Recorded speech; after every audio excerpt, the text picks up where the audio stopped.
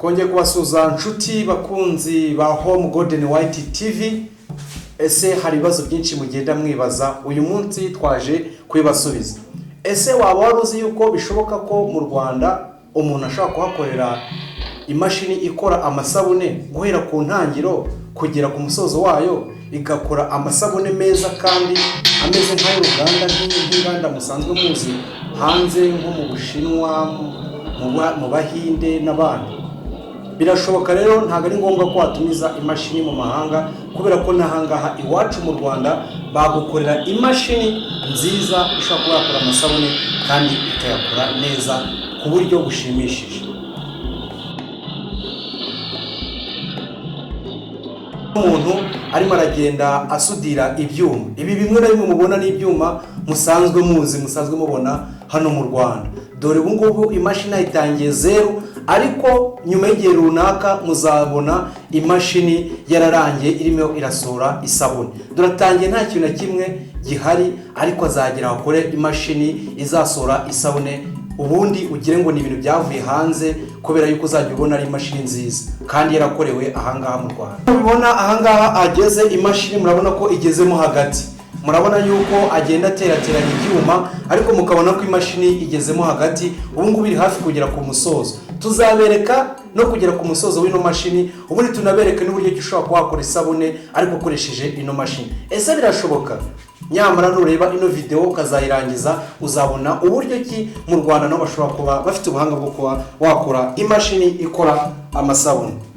Ahangaha murabona yuko arimo kuyitestinga ngo arebe niba imashini yakoze ari nzima cyangwa se izabasha gusohora koko isabune. Murabizi ubushakashatsi buragora, kubera yuko murabibona ko arimo kubanza akagerageza. Rimwe na rimwe abantu baragerageza, murabizi neza abantu twagiye tubana mu minsi yashize, muzi ko umuntu wakoze itara bwa mbere yabanje kurigerageza inshuro zirenze 1000, ariko ku nshuro ya nyuma aza gukora itara iri ngiri mubona twese ducana nk'urumuri. Uyu rero nawe hano yari arimo kugerageza arebe koko ya mashini yakoze yarakunze. Nyamara ntabwo yagerageje za nshuro 1000, ko yagerageje inshuro 5 zonyine, ubundi imashini itangira gusohora amasabune. Nka Thomas Edison we yabashije kuba yagerageza itara iri ngiri tubona, arigerageza inshuro 1000. Murabizi yuko ku nshuro y'1000 aribwo byabashe kuba byakunda ko itara iri ngiri tubona rimurika, agerageje kuba yarikoresha. Ubu ngubu muyibaza twaba turimo turakoresha iki yaba ataragerageje izo nshuro zose? Uyu rero nawe niyo mpamvu ahisemo kugerageza kugira ngo arebe ko imashini ye ibuze kubasha kuza gutanga umusaruro wo gusohora isabune nk'uko yabishakaga, dore ko cyane cyane abantu bakoreshaga intoki bikabavuna, ubundi bagatumiza imashini mu mahanga bakumva bibahenze kubera biri ku giciro cyo hejuru, ariko wagerageza kuyikora biri ku giciro cyo hasi kurenza uko ubitekereza. Nawe byashoboka yuko wakoresha ino mashini, kora ko nawe hano arimo kwitestinga. Turaza kubereka mu kanya irimo irarangira.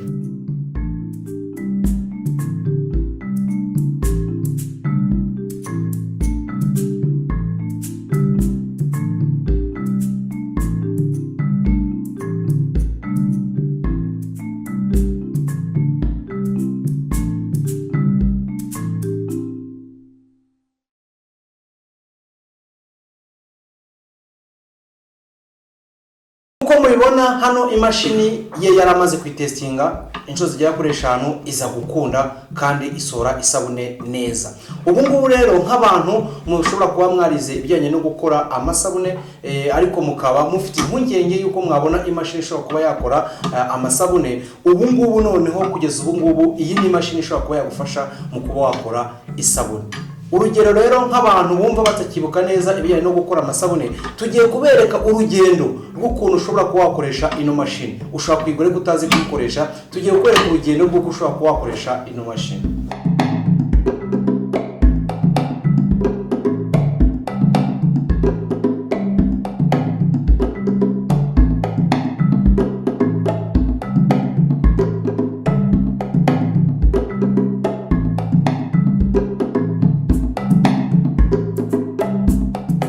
Tubabwiye ko tugiye kubereka urugendo bw'uko ushobora kuba wakora isabune ariko noneho wifashishije imashini. Ubu ngubu tugiye gutangira nk'uko mubizi abantu bashobora kuba bariza amasabune cyangwa se ukeneye kuzayiga. Ikintu cya mbere duheraho ni uko ubundi isabune yigwa n'ibintu bitatu by'ingenzi. Icya mbere ni icyo bita acide caustique, icya kabiri ni amavuta, icya gatatu ni amazi.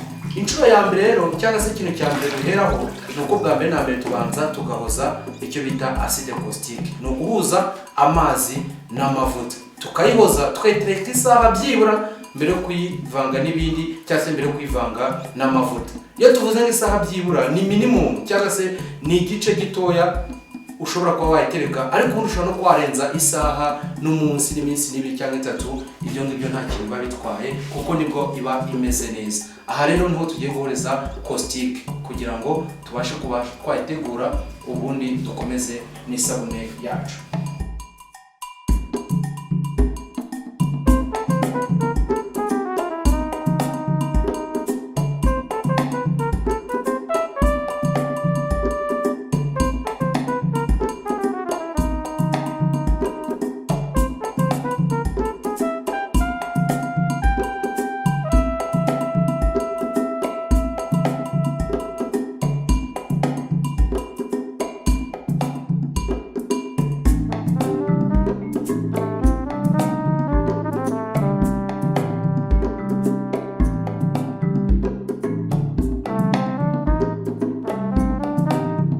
Nk'uko mubibonye rero bari barimo gushyiramo produits zigiye zitandukanye kugira ngo bakore igikoma cy'isabune. Hariya murimo kubona ko barimo kugenda bashyiramo produits zigiye zitandukanye, baragenda bashyiramo produits zigiye zitandukanye.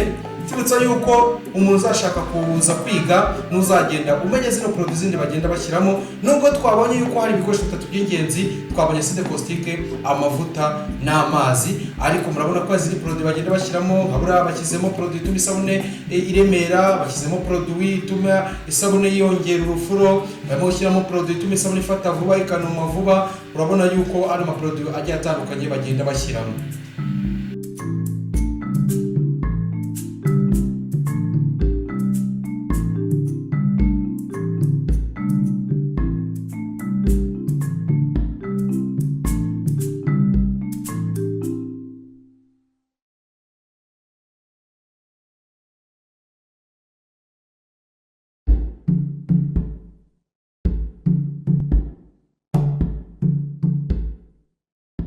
Uko mwabibonye yuko mu kanya bashyizemo amavuta, ya mavuta yacu yamaze kuyaga, yarari hariya muri ya safuriya mubona ku ruhande. Noneho amaze kuyaga bayimura mu mashini. Iyi mashini ntabwo tuba tuyibangaho, ariko naho twayivugaho. Ni imashini noneho ivanga bacaniriye, ikoroga kugira ngo baze gukora igikoma cy'isabune bagikoreye ku muriro. Urabona ko barimo kugenda bashyiramo produits zigiye zitandukanye. Iriya ni imashini, murareba hariya ko babanje gucana.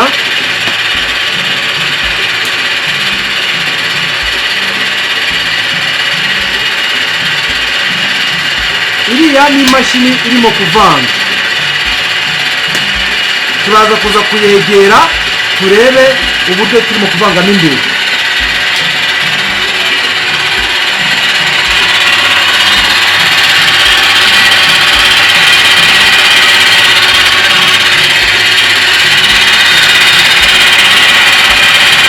Hano murabona yuko irimo kugenda ivanga igikoma cyacu cyangwa se igikoma bari buze kuzokoramo isabune.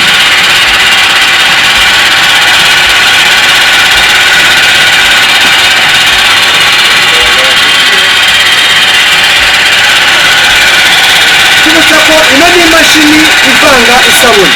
Abantu bafite ikibazo yuko kuvanga bibagora, iyi ni imashini ishobora kuba yagufasha mu kuvanga isabune yawe, ariko iyi ngiyi bayikoresha iyo bashaka kuzakoresha n'iriya turi buze kuza kube.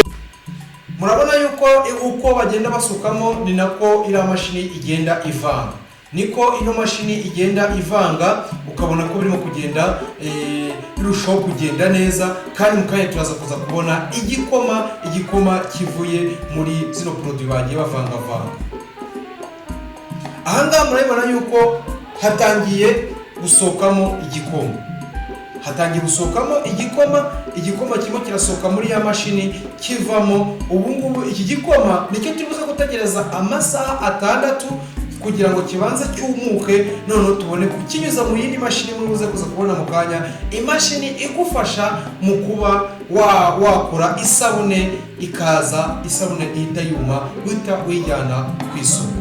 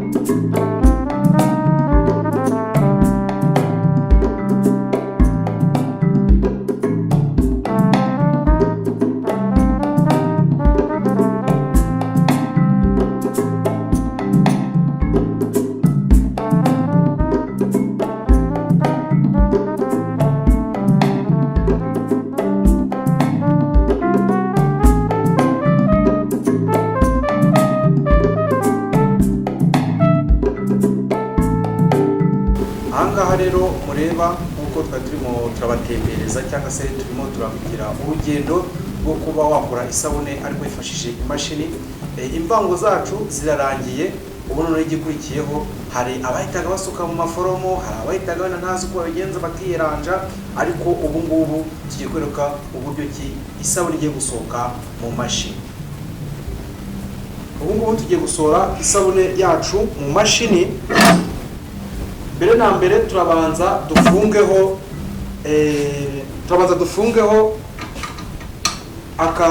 akuma cyangwa se akadufasha gusohora icyo bita nodozi. Ariko mbere na mbere uko tugafungaho mwabonye ko imvango yacu yarangiye isohoka igishyushye kandi irekuye. Turabanza tuyireke ibanze ihore, nimara guhora ubundi tuyishwanyaguze. Nitumara kwishwanyaguza turaza kwishyiramo hano mu mashini. Nitumara kuza kwishyiramo mu mashini noneho dufungeho akayunguruzo kaza gusohora nodozi, ariko turahera kuri nodozi nini. Nkuko mubibonye ko hano bari bamaze kuvanga cyangwa se bari bamaze gushwanyaguza imvango yacu nyuma y'amasaha 6 imaze kumuka, bayishwanyaguje. Ubu ngubu bagiye kwisukamo hano mu mashini. Ahangaha mubona nyine ubu ngubu asutse mu mashini. Twibutsa yuko ubu ngubu agiye gukora nodozi nini, icyo bita nodozi. Ubona ko ahangaha asutse mu mashini. Iyo umaze gusuka mu mashini rero, umuntu arabanza agacana imashini yacu.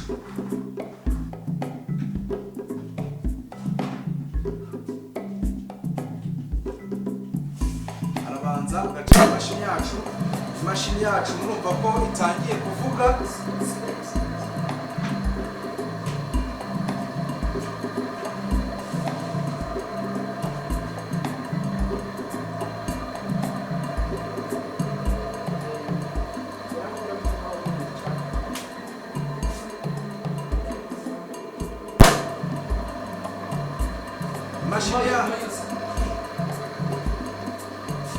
Imashini yacu urabona yuko amaze kwicana.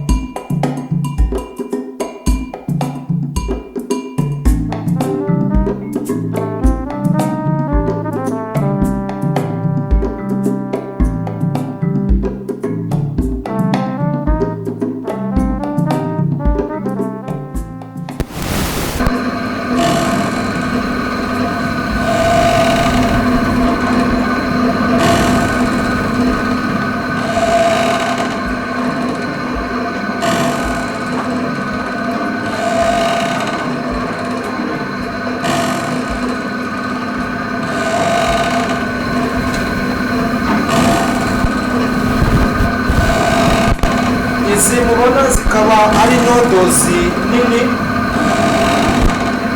akaba nodozi nini zikora umuntu abanza gusa isabune kugira ngo ize kuza bimeze neza.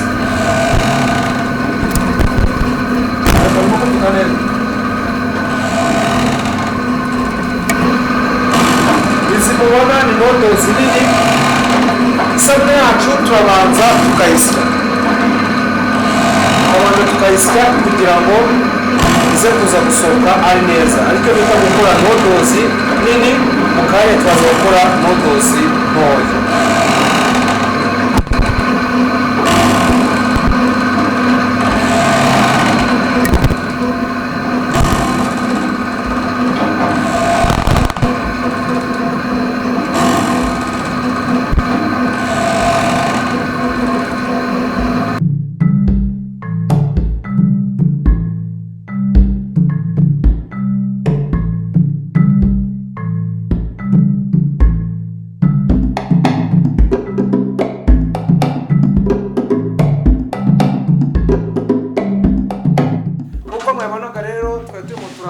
Nodozi nini kwa kuri tubanza tukazisabuna ariko tubishyize mu kayunguruzo kanini gasura nodozi nini. Ahangaha rero tugiye gufungaho akayungirizo gatoya cyangwa se akayunguruzo bitewe n'uko wowe ubyita, kuko hari ababyita akayungirizo, akayunguruzo bitewe n'agace ukomokamo, ariko hano tugiye gufungaho akayunguruzo gatoya gasura nodozi ntoya, kakanafasha gutuma niba hari imyanda yagiye mu isabune nayo kayishyira ku ruhande.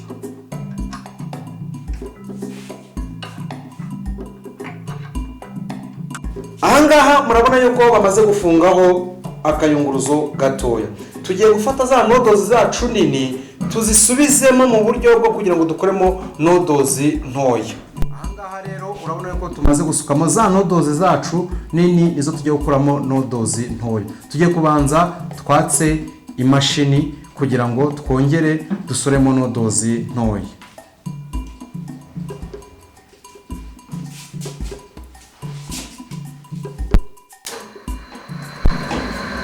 Imashini yacu bamaze kuyatsa, hagiye kugenda hasokamo nodozi ntoya.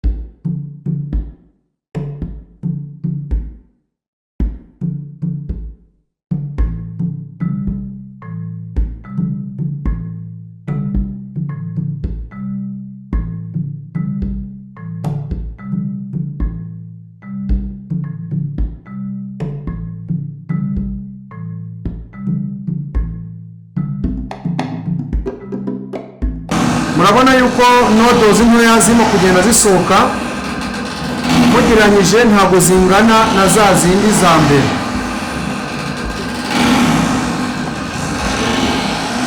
Kandi murabona ko zinakeye, nta n'umwanda n'umwe urimo, kubera ko kari akayunguruzo kaba kagerageje gukuramo n'umwanda ushobora kuba wajemo.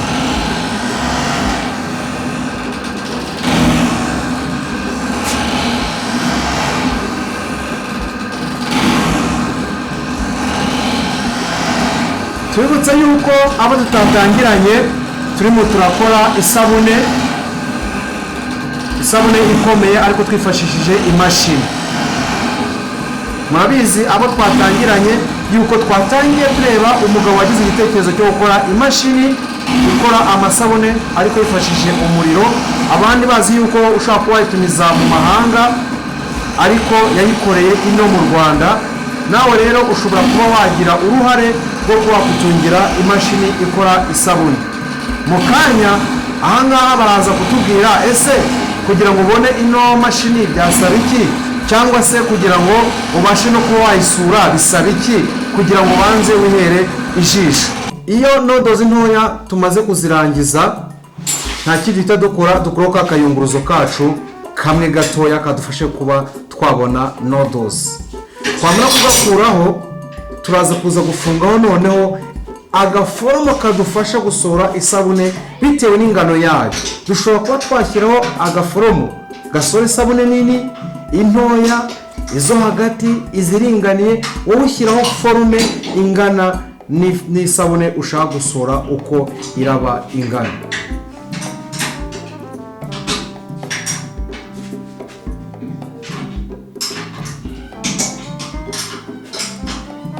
Hariya murabona ko batangiye gufungaho iforomo yabo kugira ngo baze gusohora amasabune.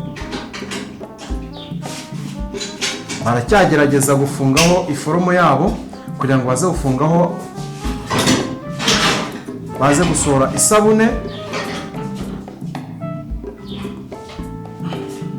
Tayari murabona yuko noneho bagiye gufungaho iforomo iri buze gusa gusohoraho amasabune.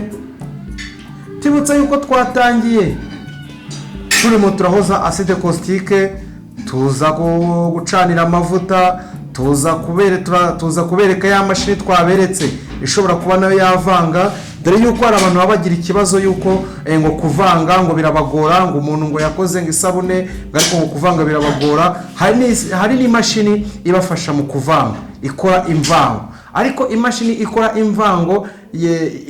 ikora imvango itandukanye n'imashini isora isabune.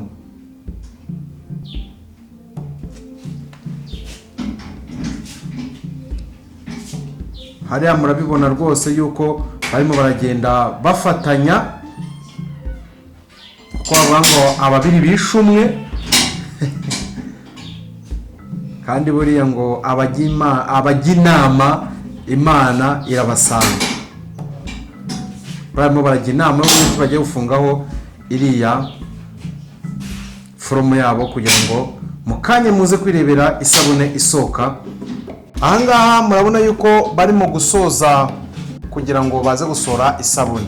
Barimo barasoza, uriya mupapa mubona arimo kugenda afungaho kashe kugira hano isabune iraza gusohoka itayishyiraho kashe kandi bita bigaragara neza. Hariya mubona barimo barasoza gufunga iforomo yabo kugira ngo baze kuza gusohora isabune. Babanje guhanagura kashe kugira ngo hataza kuzaho ibintu bibi, kubera yuko ubona yuko babanje gusigaho. Hariya turacyitegereza neza yo gukora, urabona ko arimo gufungaho kashe kugira ngo itaza kuza kunyeganyega. Mu kanya yabanje kwihanagura kugira ngo ibya mbere bibashe kuba byavaho.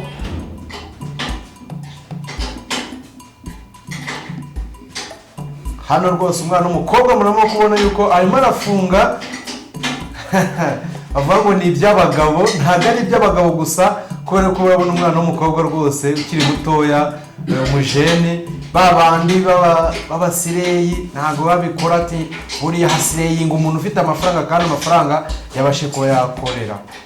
Hariya hari undi muntu umuheje utuntu, ni amavuta asanzwe. Murabona ko ni amavuta asanzwe agiye kuyasiga kuri kashe kugira ngo ibashe kwandikaho neza, cyane. Arangije gusigaho amavuta. Ndabona umukobwa n'umuhungu ati sigana hano kugira ngo isabune yacu isohoke inyerere. Naho isabune igiye kuba yasohokera, nanjye mfite amatsiko menshi yo kureba ukuntu isabune igiye gusohoka. Namwe ndabizi ko mushobora kuba mufite amatsiko y'ukuntu isabune igiye gusohokamo. Mwibuka hano twahereye, ariko mwibuke yuko nanone tubuze kuza kubaganiriza bano uno mupapa n'uno mwana kugira ngo batubwire ubundi igitekerezo cyaje gute kugeza hahandi tugeze ubu ngubu. Hariya rero murabona yuko bagiye gusukamo nodozi, za nodozi ntoya nizo bagiye kubanza gusuka mu mashini. Bagiye gusukamo nodozi ntoya ko noneho hagiye guhita hasohoka isabune. Hano murabona ko bamaze gusukamo nodozi ntoya, bagiye gusohora isabune nkuko nababwiraga, kuko nanjye mfite amatsiko yo kureba uburyo isabune igiye gusohoka. Ahangaha turi mu rugendo rwo kureba ukuntu imashini bayikoresha bakora isabune.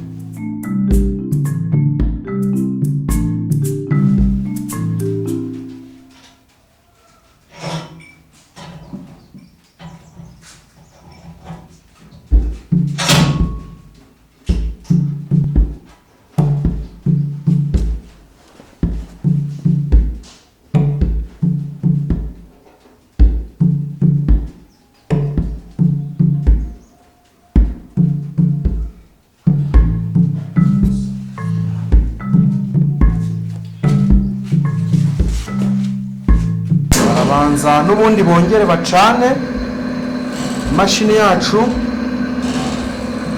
ubundi tutegereze igikorwa nyamukuru cya kiduteranyirije ahangaha.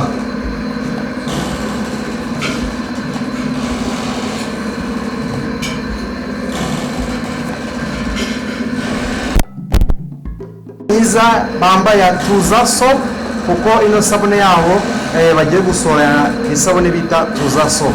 Amakuru namenye nuko bahafite Tuza Training Center. Tuza Training Center aho ushobora kuba wahigira gukora isabune, ukayigira ahangaha ku mashini, nawe ukaba wakwiga gukoresha imashini igasohora isabune.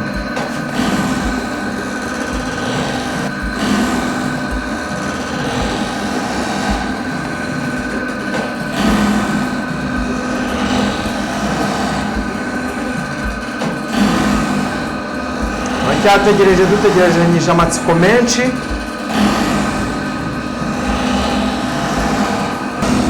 Itaramenyera ngo yabanje bayikuraho.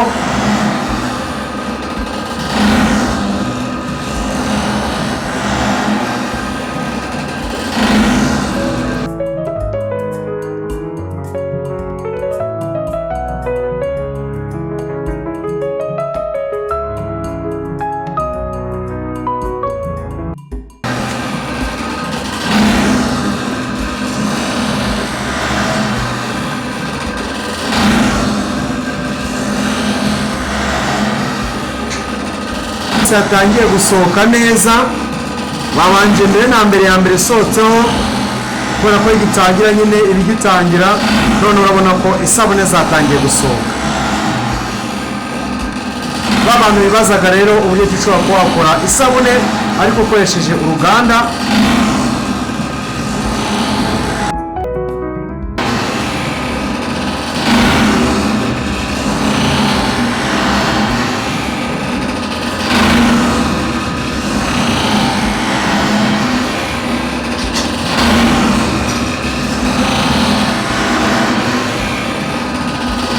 yuko isabune irimo irasohokamo rwose, isabune irimo irasohokamo, ariko bitondera bareba ko kashe itavaho kugira ngo ijyeho neza. Murabona ko ari isabune nziza cyane, ni isabune nziza cyane rwose. Nkuko ahantu twahereye ubu ngubu bakaba bagejeje mu gusoza gukora isabune.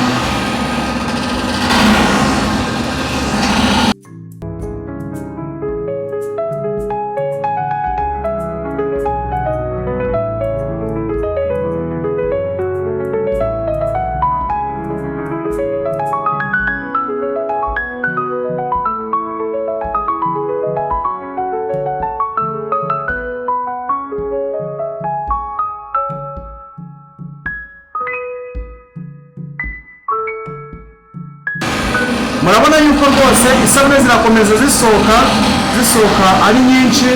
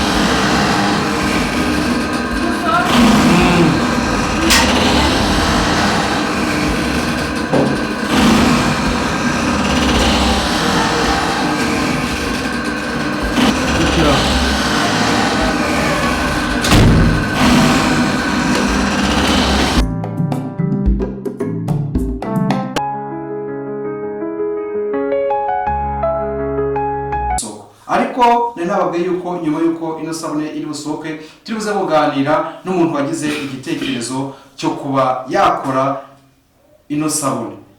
Tubanje gusuhuza. Muraho neza. Mumeze mute? Turaho turi gushima Imana. Okay. None se ndayengiye nagize amatsiko mbere na mbere naho twatangiriye tubwire ubundi igitekerezo kigeze gute cyo kujya mu kuri sabune nk'iyi ngiyi. Ya isabune narayirebaga mu buzima busanzwe nkumvira nshimishije. Noneho nza gufatisha amakuru ko umuntu abyiga akabishobora akanabimenya.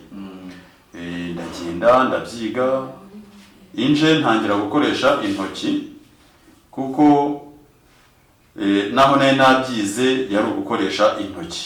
Umuntu avanga bisanzwe avangira mu ndobo bakwigisha ko kuvangira mu cyuma ari ikibazo. Noneho ngewe ngeze aho ndareba eske ni gute nakora isabune igasa nk'iyi nganda. Manza gukoresha imashini nanone bakata ariko bakoresheje intoki. Yo naragenda yigura inje mbona bitari gucamo neza. Noneho ngeze aho ndavuga ariko ni gute umuntu yakoresha imashini ikoreshwa n'amashanyarazi. Mfata icyemezo ndahiga ahantu hose ndahamagara za Uganda. Yemwe hari n'uwambwiye ko ayikura muri Canada ariko nza kubona umugabo umenyereye ibintu byo kwestara inganda. Ndamubaza ati imashini wayinkorera? Naho uti imashini nayikora. Okay, aratangira akora imashini asoje kwikora turayitestinga biranga, arongera arakora akaburagamo aragakosora, ntekereza ya testinze inshuro zigera muri 5. Inshuro ya 5 nibwo isabune nayitegereje mbona imeze nk'iya Mero. Ntabwo nakwambiye ngeze ikayonza kuri Mero.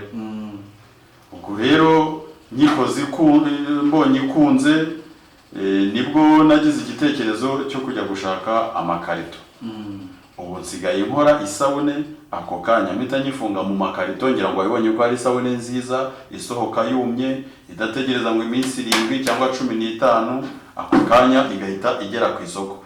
Ngira ngo wayibonye. Nayibonye rwose. Tuza soap. Nayibonye tuza soap ariko hano ku uniforme ni igisubizo cy'inzozi zawe. Muri kubera ko akundi wabonaga isabune ukumva urayikunze kumva ko uzayikora. Gushyiraho igisubizo cy'inzozi nuko imashini yari irangije kugenza gute gukorwa isabune isohotse neza tayari numva inzozi zanjye zirasubijwe. Ngewe rwose ndimo kubibona ino sabune ntahantu itandukana n'izindi tubona ku isoko. Niyo mpamvu rero nanjye binshimishije bino bintu kandi watubwiye yuko ari umugabo mwafatanyije kugira ngo akorere ino mashini. Ese undi muntu wagira igitekerezo cyo kuba yakora imashini nk'ingiyi cyangwa se nako yakoresha imashini nk'ingiyi wamugira nk'ihe nama? Yes, inama namugira bwa mbere no kutugana. Dukorera hano Masaka mu kagari bita Ayabaraya. Iyo ni inama ya mbere. Inama ya kabiri, igihe cyose ufite igitekerezo irinde kukicarana. Tinyuka ukore. Ubundi hari ijambo nasomaga ku modoka ya kwasteri ngo matunda yikombere. Ibyiza bigenje gute birinde. Irinde kwicarana igitekerezo cyawe nimba ufite icyo gitekerezo izo nzozi nkuko nakubwiye ngo ni igisubizo cy'inzozi zawe wizicarana tugane tugufashe. Nakubwiye ko twatangiye n'intoki tuvuye kubyiga turaza natwe dushinga ishuri n'ubu ngubu hari abana hano babyize twahise tunaha n'akazi. Okay. No bivuze yuko umuntu ashatse nko gusura ino mashini biramusaba iki? Wenda mbere na mbere ashatse gusura mutarimo gukora cyangwa se ashatse gusura mu gukora nk'uko tubasanze mu gukora biramusaba iki? Wagize se ni ibintu bihenze? Ntabwo bihenze cyane. Bwa mbere ukimara kubona iyi mashini n'isabune isohoka umva ko mu Rwanda gushinga uruganda rutoya bishoboka. Icyo ni icya mbere. Icya kabiri twebwe kubera ko dushaka kugira ngo twese tuzamurane dutere imbere ntabwo ibiciro bihanitse. Kuyireba irimo itari gukora kuzireba zose hari imashini ivanga nabonye kare ya imashini iyi ngiyi ikora nodozi igakora nodozi nini intoya ndetse igasohora n'isabune uri kumva bikora ari bitatu. Kubireba bitari gukora n'amafaranga 10,000 y'u Rwanda. Kubireba birimo bikora gutangira urugendo guhera muri kwa kuvanga caustique wabonye ukazagera isabune isohotse n'ukwiga